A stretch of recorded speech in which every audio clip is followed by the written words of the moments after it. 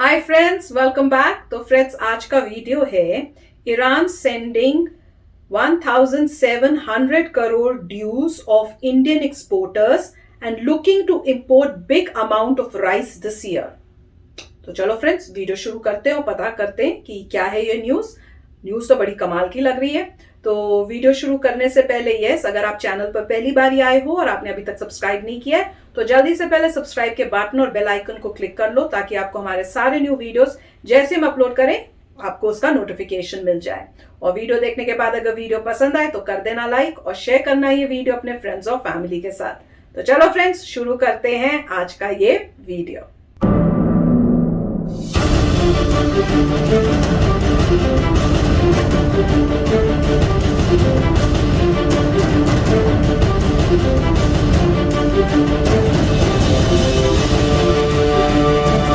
नमस्कार दोस्तों, स्वागत है आपका फिर से इंडी प्लस न्यूज में। इस वक्त की सबसे बड़ी खबर आ रही है भारत और ईरान के रिश्तों से। दोस्तों, भारत और ईरान के रिश्ते कितने पुराने हैं ये बताने की हमें जरूरत नहीं है, लेकिन डोनाल्ड ट्रंप के कारण भारत के इन रिश्तों को 2019 के बाद ब्रेक लग गई थी, जब भारत के बीच चाय, चावल, तेल का जो व्यापार है वो रुक गया था। और इसी रुकने के कारण 2019 से भारत के व्यापारियों के 1700 करोड़ रुपए की चावल की पेमेंट भी रुक गई थी। और इसका असर भारत के व्यापारियों के ऊपर देखने को मिला, क्योंकि उनकी पेमेंट ईरान की तरफ से रोक दी गई थी, क्योंकि भारत ने ईरान से तेल लेना बंद कर दिया था। लेकिन अब अमेरिकी प्रशासन में जो बिडेन की सरकार आ गई है तो भारत के व्यापारियों के चेहरे भी खिल गए हैं, क्योंकि ईरान ने 1700 करोड़ रुपए की पेमेंट भी अब क्लियर करनी शुरू कर दी है। खास बात यह है कि पिछले कुछ दिनों की ही बात है कि ईरान ने 50% पेमेंट कर दी है यूगो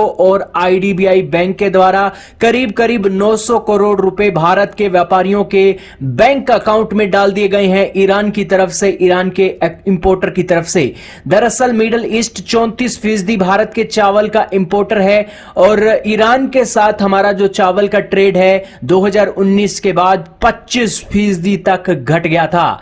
2019-20 में भारत ने 1.32 मिलियन टन का चावल एक्सपोर्ट किया था ईरान को और 8,846 करोड़ रुपए एक कमाए थे ईरान से चावल के रूप में। लेकिन उसकी एवज में 1700 करोड़ रुपए की पेमेंट भारत के व्यापारियों की रुक गई, तो भारत के व्यापारियों ने भारत की सरकार से इसका विरोध दर्ज करवाया था। लेकिन अब खुशी की खबर है कि भारत और ईरान की तरफ से एक बार फिर से हरी झंडी दिखने लगी है और भारत और ईरान के रिश्ते भी अच्छे अब होने वाले हैं।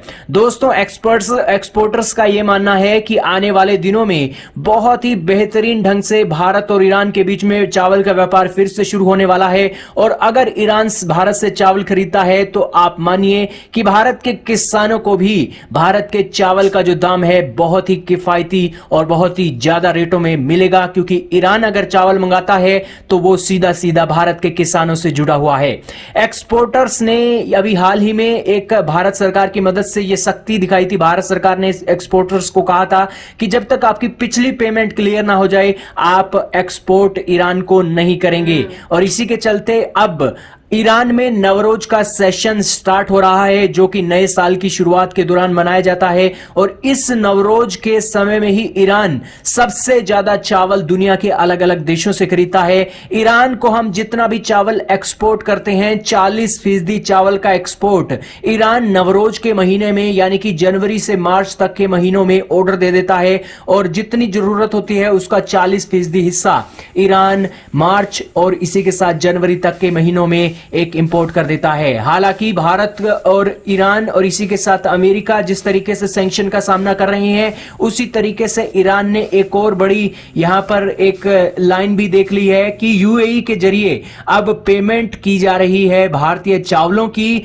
और यूएई के दिरहम से भारत के एक्सपोर्टर्स को पेमेंट मिल रही है और नए ऑर्डर मिलने भी शुरू हो गए हैं। यानी कि यूएई के करेंसी से ईरान अब पेमेंट क्लियर कर रहा है और इसी के साथ जो ऑर्डर हैं ईरान भेजे जा रहे हैं। जाहिर सी बात है कि सैंक्शन का तोड़ भी ईरान और भारत के रिश्तों को रोक नहीं पाया है और अब बाइडेन की सरकार के बाद जो अब सैंक्शन हटने वाले हैं तो एक्सपोर्टर्स का यह मानना है कि भारत को और भी ज्यादा ऑर्डर अब मिलने वाले हैं। लेकिन ऐसा भी नहीं है कि भारत ईरान पे ही डिपेंडेंट है पूरी दुनिया के मामले में। आज इस साल जो एक चावल की जो फसल है बर्बाद हुई है दुनिया के अलग अलग देशों में, उस कारण से भारत को पूरी दुनिया से सबसे ज्यादा ऑर्डर मिल रहे हैं और नीदरलैंड, बेल्जियम और इसी के साथ पूरे के पूरे यूरोप में भारत को सबसे ज्यादा चावल के ऑर्डर मिले हैं। खुद चाइना ने भी 1 लाख टन का जो चावल है भारत से इंपोर्ट किया है। और साथ में ही आपकी जानकारी के लिए बता दें कि भारत का बासमती चावल इस साल 2020-21 के साल में डबल अमाउंट में बिका है पिछले साल के मुकाबले, अगर इसे हम कंपेयर करके देखें तो। दरअसल पिछले साल जो आंकड़े हमारे सामने हैं उसके अनुसार यह बताया गया था कि पिछले साल भारत का जो चावल है, चावल का एक्सपोर्ट करीब 5 मिलियन टन का हुआ था, एक जो नॉन बासमती राइस का है। लेकिन इस साल 8 महीनों के अंदर ही हमने 7 lakh metric tonne non basmati rice export कर दिया है और यह बहुत बड़ी काबिले तारीफ और एक सही शुभ संकेत है भारत के एग्रीकल्चर सेक्टर के लिए। कमेंट सेक्शन में राय का इजहार जरूर कीजिएगा इस खुशी की खबर के लिए। तो फ्रेंड्स, बात तो अच्छी है कि जो फार्मर्स का जो पैसा रुका हुआ था, मुझे तो यही समझ में आया कि रुका हुआ था, वो उनको देना चाहिए था पर उनको मिल नहीं रहा था। अब क्यों नहीं मिल रहा था? सैंक्शंस की वजह से। वो मेरे को समझ नहीं आया कि भाई अगर सैंक्शंस हुए हैं, जो आप खरीद चुके हो उसकी तो पेमेंट करोगे। तो मुझे तो यही समझ में आया कि आपने सामान ले लिया पर उसकी पेमेंट वापस दी नहीं है।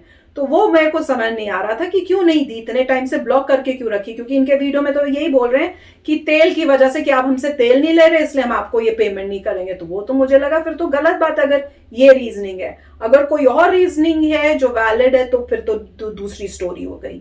पर अब एटलीस्ट मैं तो ये कहूंगी कि एटलीस्ट वो पैसा आ तो गया फार्मर्स के पास जो उनका राइटफुल अमाउंट था। और फार्मर्स ने गवर्नमेंट को बोला भी, तो गवर्नमेंट ने बोला उनको कि आगे अभी आप देना मत उनको कुछ भी सामान जब तक ये पैसा जो है आपको मिलता नहीं है। तो अब वो पैसा मिल रहा है और अब उनको भी राइस की जरूरत है तो उन्होंने और जो है मेरे ख्याल से ऑर्डर्स दिए हैं, जो काफी अच्छी बात है। तो ये बहुत इंपॉर्टेंट है। हम लोग ये सोचते हैं कि भैया जैसे बाकी कंट्रीज हैं, डेवलप कंट्रीज आर्म्स और एम्युनेशंस जो है उस पे फोकस करके उससे पैसा कमा रही हैं और हम लोग जो है सिर्फ अभी चावल बेच रहे हैं जिसमें फायदा इतना नहीं होता। पर आज की कोरोना की सिचुएशन में पता चला कि खाने की कितनी वैल्यू है। जब प्रॉब्लम होती है सब कंट्रीज में तो सबसे पहले खाना अगर जहां नहीं होगा वहां पे तंगी होगी। तो इंडिया को मेरे ख्याल से अपने एग्रीकल्चर सेक्टर पे तो बहुत फोकस करना ही चाहिए। पर यस, वेपन्स और आर्म्स एंड एम्युनेशंस भी साथ में बना के वो भी करने चाहिए ताकि वहां से ज्यादा पैसा आ सके जो इंडिया बाकी अपनी डेवलपमेंट के लिए यूज कर सके। और फार्मर्स भी इतना खाना बनाए कि इंडिया में जब अगर कोई प्रॉब्लम कभी होए वर्ल्ड में, इंडिया के पास सेल्फ सफिशिएंट फूड हो कि इंडिया को कहीं बाहर वालों से मंगवाना ना पड़े। जैसे आज के टाइम में पता चला कि चाइना को भी दिया क्योंकि चाइना को प्रॉब्लम हुई, सारी बाकी कंट्रीज को प्रॉब्लम हो रही है खाने की, तो वो इंडिया जो है वहां पे कर रहा है। तो उससे एक ये बहुत बड़ी सीख मिलती है क्योंकि इन कंट्रीज ने अपने वहां पे एग्रीकल्चर को फोकस नहीं किया था। तो फ्रेंड्स, वीडियो बहुत अच्छा था। राइट, सो काफ़ी इसमें जो की पॉइंट था वो ये था कि इंडिया और ईरान में ट्रेड डील्स थी कि इंडिया जो है वहाँ से इंपोर्ट करेगा ऑयल और इंडिया एक्सपोर्ट करेगा ये प्रोडक्ट्स। तो उसके बाद जब यूएस ने दबाव डाला कि कोई भी कंट्री जो है ईरान से ऑयल नहीं ले सकती, अगर ईरान से ऑयल लेती है तो यूएस आप पे सैंक्शंस कर देगा। तो हर कंट्री ये देखती है अच्छा यूएस के सैंक्शंस की कॉस्ट कितनी होगी वर्सेस ईरान से हम नहीं इंपोर्ट करें कितनी हमें लॉस होगा। तो इंडिया ने भी डिटरमिन किया होगा कि यूएस के सैंक्शंस का कॉस्ट बहुत हाई है, उसे बहुत ज़बरदस्त लॉस होगा, ये बेटर है कि आप ईरान से मत करिए इंपोर्ट, वो कम लॉस है रादर देन दिस। और हुआ ये होगा कि जब इंडिया ने जब स्टॉप किया होगा इंपोर्ट करना ईरान ने, तो ईरान ने भी कहा होगा ठीक है अगर आप स्टॉप कर रहे हैं, आप एक तरीके से ब्रेक कर रहे हैं कॉन्ट्रैक्ट, क्योंकि कॉन्ट्रैक्ट लंबे समय के होते हैं, 5 साल के लिए हम ये करेंगे, लंबे समय का कॉन्ट्रैक्ट आप ब्रेक कर रहे हैं। तो उन्होंने कहा होगा जो आपके कॉन्ट्रैक्ट्स हैं जिसमें हम आपको इंपोर्ट कर रहे हैं हम भी उनको ब्रेक करेंगे, इन द सेंस कि उनको भी पॉज करेंगे। तो आपने जो है अब जो ऑयल लिया उसका पैसा देना था, आपने नहीं दिया। सिमिलरली जो हमने पैसा देना है, जो हमने इंपोर्ट किया उसका हम पैसा नहीं देंगे। तो मेरे ख्याल से वहां पे पॉज लग गया होगा कि अभी के लिए इधर का पैसा उधर नहीं जाएगा, उधर का पैसा इधर नहीं आएगा, इमीडिएटली फ्रीज हो जाएगा और यूएस भी बोलेगा ठीक है, ट्रेड रिलेशनशिप खत्म हो गए।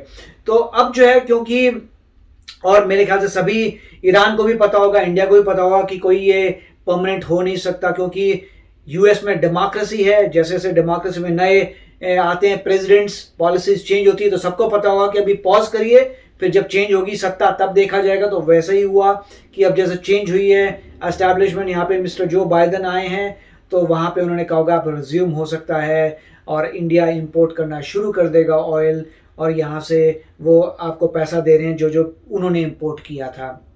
तो काफ़ी अच्छा है, इसे देख के क्लियर होता है कि हर कंट्री अपने हिसाब से चल रही है कि ठीक है, आप अगर पॉज करते हैं तो हम भी पॉज करते हैं। और वो भी समझदार थे कि चलिए हम समझ सकते हैं आप किसके प्रेशर में आए हैं, आपको ज़बरदस्त लॉस होगा, हमें खुद उनको पता है ईरान को सैंक्शंस की कितनी प्रॉब्लम आ रही है।